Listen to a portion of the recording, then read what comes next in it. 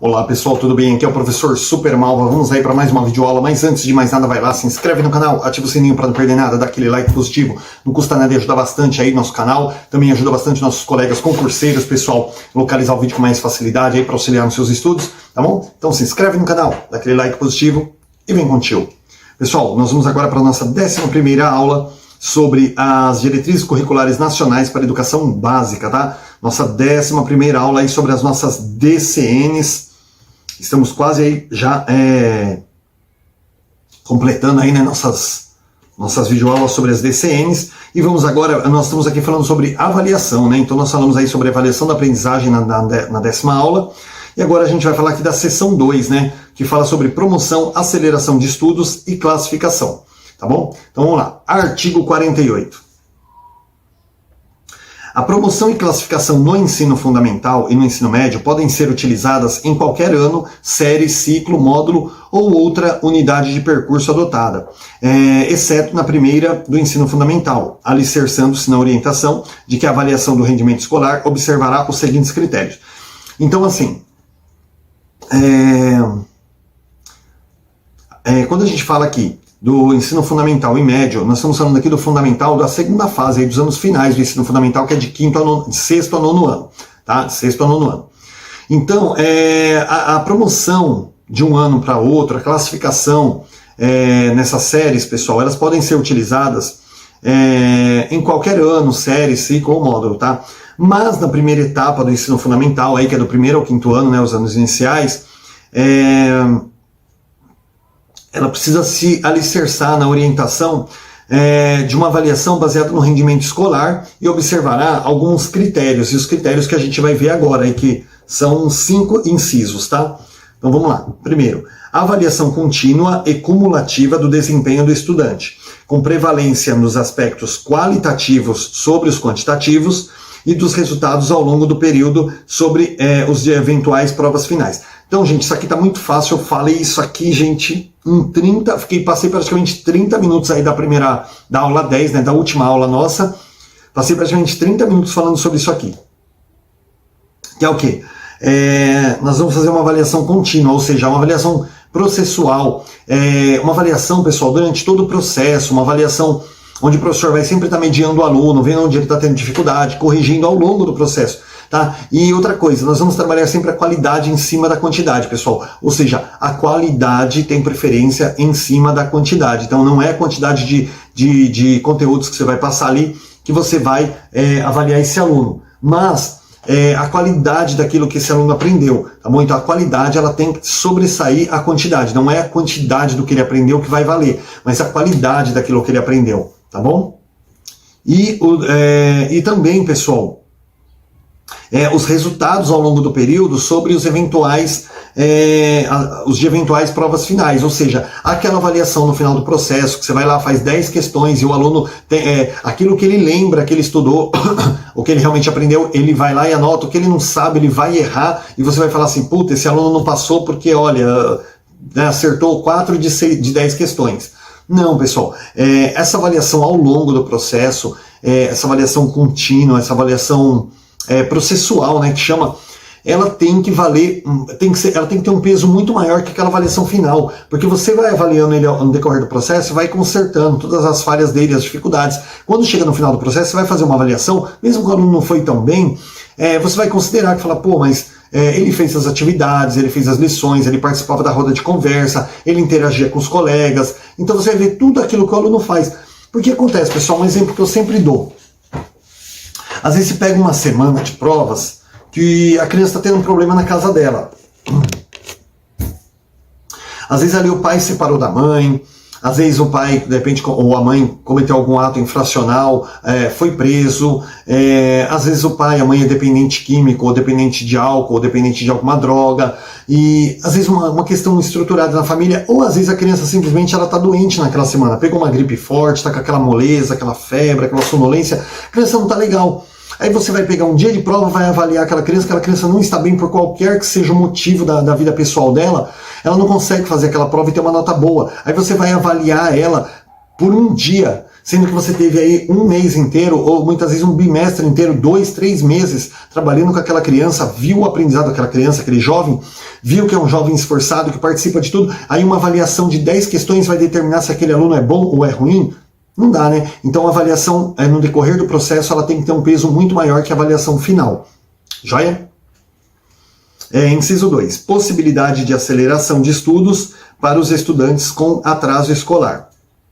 Então, assim, pessoal, quando você pega ali uma criança, um jovem, que veio de uma outra determinada situação, ou muitas vezes aí morava num local, acabou a criança ficando aí 2 anos, 2 anos longe da escola, quando ele volta, você não pode pegar, por exemplo, uma criança com 7 anos e colocar ele num estágio 2, por exemplo. Não, ele já deveria estar no 2º ano, né, do ensino fundamental. Então o que você faz? Faz uma aceleração, trabalha com ele ali de uma forma um pouco mais rápida, procura ver uma eliminação, alguma coisa assim, coloca ele ali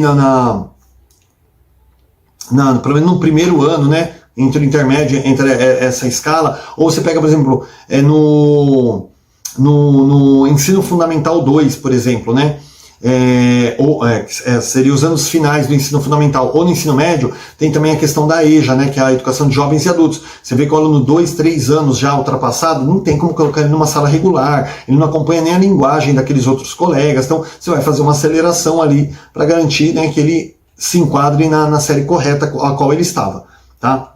Inciso 3.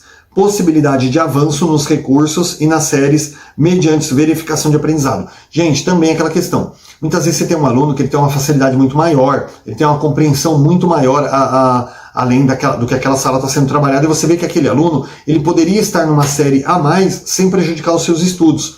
Então, pode fazer uma avaliação de aprendizado com ele e ver realmente a probabilidade, né, a possibilidade dessa criança ou desse jovem ir para uma série superior àquela que ele deveria estar. Tá?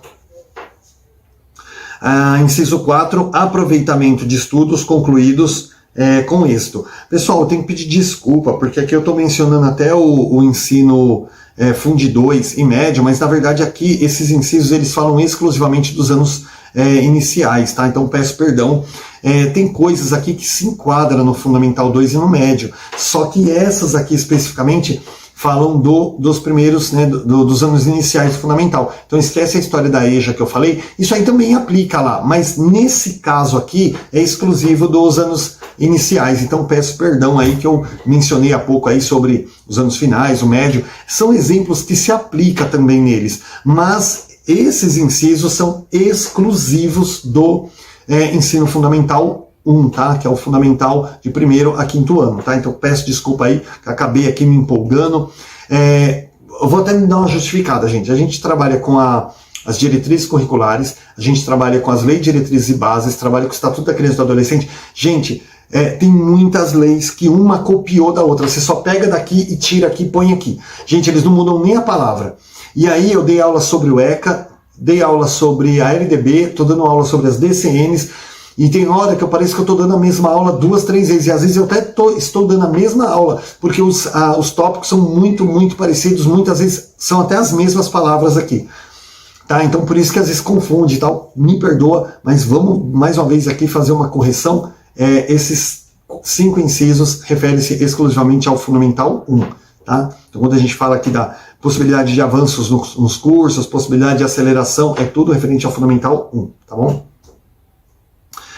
Aproveitamento de estudos concluídos com êxito, tá? Então também aproveitar isso na criança, aquilo que a criança realmente conseguiu ali fazer, ter êxito naquilo, conseguiu completar aquilo 100% ali, você tem que ter um aproveitamento também dessa criança, tá? Procurar explorar bastante esse lado nela aí. E o 5º, oferta obrigatória de apoio pedagógico destinado à recuperação contínua e concomitante de aprendizagem de estudantes com déficit de rendimento escolar, a ser previsto no regimento escolar. Então assim, a escola, no próprio regimento escolar, já tem que constar lá, as crianças que realmente, como não pode reprovar, aquela criança que realmente teve um déficit de aprendizagem muito grande num determinado ponto, 1 ou 2, nossa, levei um susto aqui, eu estou convertendo o vídeo.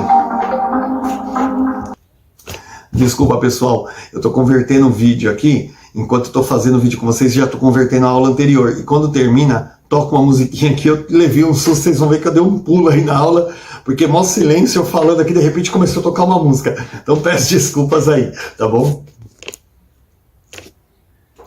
vamos aí passar do susto, vamos aí dar continuidade no estudo, né? Então, inciso 5, tá falando aqui, né? Como não pode ter a reprovação, que a criança, que ela realmente tem uma dificuldade ali numa determinada matéria ali, ela precisa sim ter garantido o seu reforço escolar, a sua recuperação, para que ela possa ir para o próximo ano sem ter deficiência naquela aprendizagem de determinado tema ali, de determinada matéria, tá bom? Então precisa garantir essa recuperação para a criança também, tá? E isso tem que ser preferencialmente no ano em que ela teve essa dificuldade e necessita da recuperação.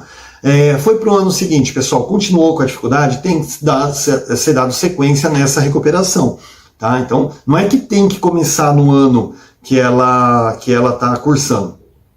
Mas, por exemplo, você chega no quarto bimestre, final de ano, a criança apresentou aquela deficiência, não tem como fazer uma recuperação no final do ano, então você vai fazer no ano seguinte. Mas, preferencialmente, tem que ser feito naquele ano mesmo que ela está estudando aquela série, tá? Agora, também pode acontecer, começou, né, no final do ano, tal, ali, a criança estava fazendo recuperação, ela não conseguiu recuperar tudo, ainda tem deficiência, vai dar continuidade no ano seguinte, tá? Porque é importante a criança aprender. Então, essa recuperação, ela tem que constar aí no regimento escolar, tem que estar previsto no regimento escolar, é uma garantia, né, da aprendizagem da criança, e a criança tem que ter essa oferta obrigatória aí da recuperação. Agora vamos aqui para o artigo 49. A aceleração de estudos destina-se a estudantes com atraso escolar, aqueles que por algum motivo encontram-se em descompasso de idade, por razões de ingresso tardio, retenção, dificuldades no processo de ensino-aprendizagem ou outras. Então, essa aceleração de estudos, ela é ofertada aí para alunos que estão discrepando demais aí a idade, tá? Não, tá ficando muito longe aí dos demais da sala, tá destoando demais. Então é feita essa aceleração aí para que ele possa estar numa turma a qual se adeque melhor à sua idade aí, se adeque, né, para que ele não apenas se sinta mais acolhido, de igual para igual, mas como também não fique aquela discrepância, porque a interação social dele com crianças, com jovens da idade dele, vai ser muito maior do que se ele tiver com crianças menores, tá? Artigo 50. A progressão ela pode ser regular ou parcial, sendo que esta deve preservar a sequência do currículo e observar as normas do respectivo sistema de ensino, requerendo o redesenho da organização das ações pedagógicas, com previsão de horário de trabalho e espaço de atuação para professor e estudante, em conjunto próprio de recursos didático-pedagógicos. Gente, esse artigo 50 aqui, ó, essa é uma opinião pessoal minha, ela não conta muito, tá? Ele é meio utópico, por quê? Aqui está falando que a progressão, pessoal, para o aluno, de uma série para outra, você pega, por exemplo, o Fundamental 2 aí, né, de quinto ano no ano, ou o ensino médio. Antigamente tinha aquela coisa, né, você repetia ali em geografia, matemática, aí você repetia tudo, aí você tinha que fazer todo o ano letivo. E hoje, pessoal, esse artigo aqui ele permite o quê? Repetir em geografia e matemática, tá bom, você vai passar de ano nas outras matérias, geografia e matemática você vai continuar na série que você tá. Gente, isso aqui ele é meio utópico, porque assim, você imagina, você teria que ter uma escola com um monte de sala vazia, e aí turmas de 2, 3 alunos que repetiram numa determinada matéria. Gente, é absurdo, tá? Dá para entender, né? Não tem como. E aí você vai lá, eles vão trabalhar em horários diferenciados, aquela coisa assim. Gente, ninguém faz isso. Vocês sabem que hoje, aí quem dá aula já teve experiência aí na rede estadual de ensino, na rede municipal, sabe que isso aqui não existe, pessoal. O pessoal acaba aprovando, dá lá uns trabalhinhos, que a criança, na verdade, o jovem acaba tendo... Olha, se você colocar o seu nome, você já tira a nota, pronto. Porque, sabe que é uma coisa que não tem estrutura física, não sei de onde os caras tirou isso aqui, né? O correto até seria... olha, não passou nessa matéria, então você vai, que nem uma faculdade, fica de DP, né? Mas isso aqui não funciona, porque a demanda é muito grande na rede estadual, na rede municipal de ensino, então não tem como você promover o aluno em várias matérias, deixar 1, 2, 3 matérias, ele fazendo a série anterior, porque ele reprovou só naquela matéria. Então, né, existe aqui o artigo, garante, mas honestamente eu nunca vi, né? Não funciona. Na prática não tem como funcionar. Você teria que ter uma escola com um monte de salas vazias esperando esses alunos que reprovam para você poder utilizar essa sala com uma turma de 2, 3 alunos. Ou seja, você teria que ter professores a mais só para ficar dando essas matérias para os alunos que repetiram nessa série. Ou você, de repente, ficar até mudando o aluno de sala ali, falando, olha, agora você vai lá para... você está no 8º ano, mas na geografia você está no 7º. Então vai lá para uma sala de 7º ano, superlotar a sala, porque na geografia você tem que fazer. E aí quando... você pega, por exemplo, quando chegar no nono ano, ele foi para o nono ano, ele vai ter que fazer a geografia do oitavo, então ele vai ficar atrasado aí todos os anos. Então é um negócio aqui que está aqui, é lei, é um direito, mas, gente, ninguém aplica porque, né, na prática o negócio meio que não funciona. Artigo 51. As escolas que utilizam organização... Gente, pelo amor de Deus, se cair lá um estudo de caso ou uma redação falando sobre esse artigo 50 aqui da progressão regular ou parcial, gente, pelo amor de Deus, não vai colocar essa opinião que eu dei, tá? Olha, esse negócio é utópico. Não, isso aí, meu, vocês vão tomar um pau lá e vai ficar bravo comigo, tá? Lá vocês têm que colocar que é um direito, que tem que ser feito, que... Você tem que colocar lá tudo bem, mas não coloca uma opinião contrária igual eu dei aqui. É que como eu sou já macaco velho aí na rede pública, gente, a gente vê que isso aqui é utópico, né? Não funciona, mas não pode colocar isso na prova de jeito nenhum, tá bom? Artigo 51. As escolas que utilizam organização por série podem adotar no ensino fundamental, sem prejuízo da avaliação do processo ensino-aprendizagem, elas podem adotar diversas formas de progressão, inclusive a de progressão continuada, jamais entendida como promoção automática. O que supõe tratar o conhecimento como processo e vivência, que não se harmoniza com a ideia de interrupção, mas sim de construção, em que o estudante, enquanto sujeito da ação, está em processo contínuo de formação, construindo significados. Então, assim, gente, esse artigo 51 também é outro artigo utópico, né? Que a gente usa hoje, a progressão continuada, e aí o pessoal coloca assim, ó, jamais entendida como promoção automática, que na verdade, pessoal, na prática é a promoção automática. O aluno sabendo, não sabendo, querendo estudar, não querendo estudar, porque tem alunos ali, gente, que a gente pode dar o sangue, suor e lágrimas. Ele não está afim. Não é aquele aluno que não aprendeu no tempo dele, como eu já expliquei nas aulas anteriores. É aquele que realmente não está afim. Ele está ali só para atrapalhar a sua aula. E tem, e muitos. Então, gente, a progressão continuada, aqui os caras falam, jamais deve ser entendida como promoção automática, mas é a promoção automática. Porque o aluno pode não fazer nada, ele pode nem aparecer na escola ali, tal, mas se o colega respondeu chamada para ele, às vezes não tem um trabalho, não tem uma avaliação, não tem nada, ele passa de ano. Então, gente, isso aqui também, vocês não podem falar isso, mas para quem aí está entrando na rede pública, para não levar aquele susto, aquele choque emocional, querer causar uma revolução aí, já fica entendido, gente. É uma coisa assim, quem tentar mudar morre no meio do percurso. Mas a progressão continuada, gente, na teoria, ela é linda, porque ela fala aqui exatamente isso. A progressão continuada, eu vou até ler de novo, porque se eu ler, eu vou economizar palavras e vai ficar muito mais bem expressado do que se eu tentar falar. Então, a progressão continuada, ela supõe tratar o conhecimento como processo de vivência. Tá? Então você não pode interromper um processo de vivência. Então é um processo de construção que o aluno, enquanto sujeito de ação, ele está em processo contínuo de formação. Então, se ele não alcançou tudo isso agora, o ano que vem ele vai alcançar. Então é entendido desta forma. Na teoria é lindo, na prática, gente, é um absurdo, porque você não prepara o sujeito para o exercício da cidadania e para o trabalho. Você não promove um cidadão, porque ele não consegue aprender nem o mínimo necessário, o básico, né? Chamada educação básica, ele não aprende nem o básico. Tá? E aí ele vai chegar lá e falar, só os filhos dos ricos passam na universidade pública. A universidade pública tá ali, meu filho, para quem quiser. Não é só os filhos dos ricos, é quem tira a nota. Mas ele estuda em escola particular, por isso que ele tem um rendimento melhor. Olha, a escola pública está aí. Tá? Não é dizendo assim, o aluno que corra atrás do ensino dele. Mas, gente, tem muita gente que não está afim. Tem histórias lindas, maravilhosas, de alunos da escola pública aí que mal tinha que comer em casa, mal tinha que vestir, não tinha sequer um celular, numa época como hoje, não tem porque é pobre, e passa lá em primeiro lugar no curso da universidade.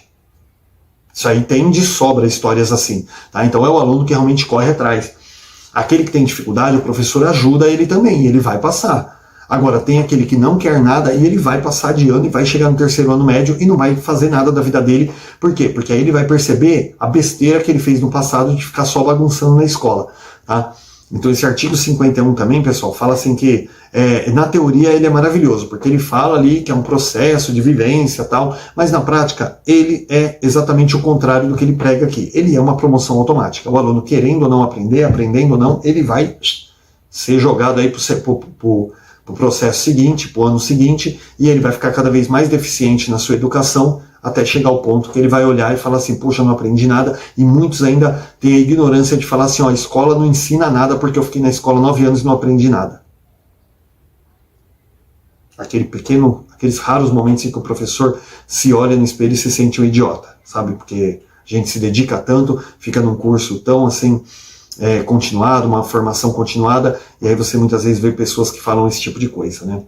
Mas, tá aí pessoal, desculpa esse desabafo, mas assim, eu preciso usar um pouquinho da minha experiência como docente, já de quase 2 décadas aí, para falar para vocês assim, ó, isso aqui vocês não podem colocar na prova, mas o artigo 50, ele fala sobre a progressão regular ou parcial, que na verdade não existe a progressão parcial, ela vai existir só a regular mesmo na prática, não é aplicado, porque não é viável, e o 51 que fala sobre a questão da progressão continuada, que muitas vezes aí, infelizmente, pessoal, é utilizada como promoção automática, tá? Que não deveria.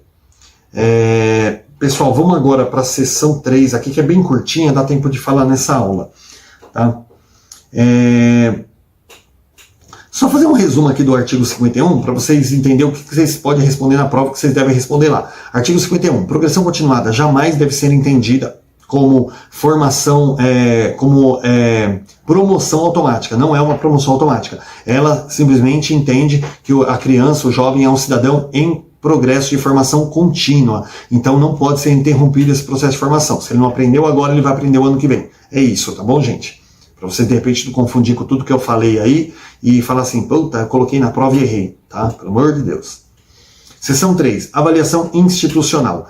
Artigo 52. A avaliação institucional interna, ela deve ser prevista no PPP e detalhada no plano de gestão, realizada anualmente, levando em consideração as orientações contidas no regulamento vigente, para rever o conjunto de objetivos e metas a serem concretizados mediante ação de diversos segmentos da comunidade educativa, o que pressupõe delimitação de indicadores compatíveis com a missão da escola, além de clareza quanto ao que seja a qualidade social de aprendizagem e da escola. Vamos lá.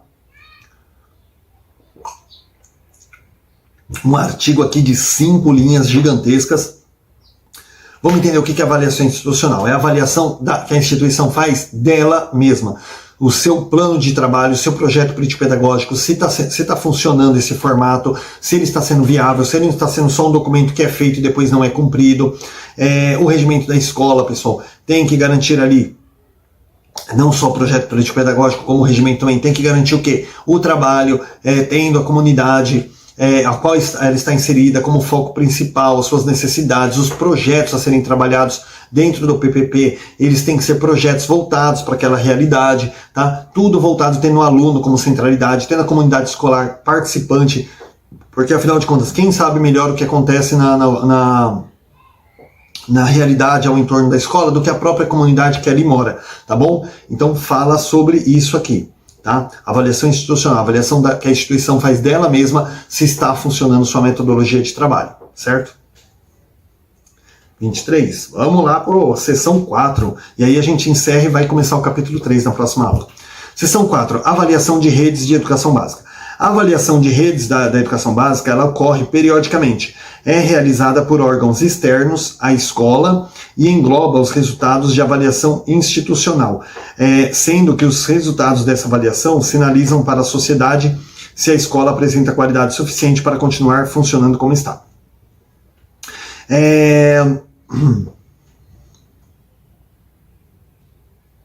Gente, olha só. Hoje, no dia de hoje, nós estamos aqui em setembro de 2020, 16 de setembro de 2020. Né? Hoje eu recebi um vídeo da minha gestão que o prefeito, com muita alegria, colocou lá que a nossa cidade de Guarulhos, ela recebeu uma nota no IDEB muito maior do que o previsto, do que a média prevista por nós. E o IDEB, por exemplo, é um sistema de avaliação das redes de ensino, né? Que vem do governo federal, e ele vai avaliar aí os sistemas de ensino, e o sistema de ensino aplicado aqui na cidade de Guarulhos, ele teve um resultado muito positivo aí no IDEB, acima da média que nós pretendíamos, tá? Se eu não me engano era 5.9 o que a gente pretendia, e a gente chegou a 6.3. Isso é muito positivo, isso é muito bacana, porque mostra que Guarulhos aí está no caminho certo na educação. E coincidência, né, eu dar essa aula justamente hoje que eu assisti o videozinho com essa mensagem. Então, assim, isso é a avaliação das redes. Ela é feita por um órgão externo, normalmente o governo federal, e vai englobar o quê? Os resultados da avaliação institucional, a Provinha Brasil, outras coisas aí que é feito, no caso do Estado Saresp, né, e outras provas aí que são feitas.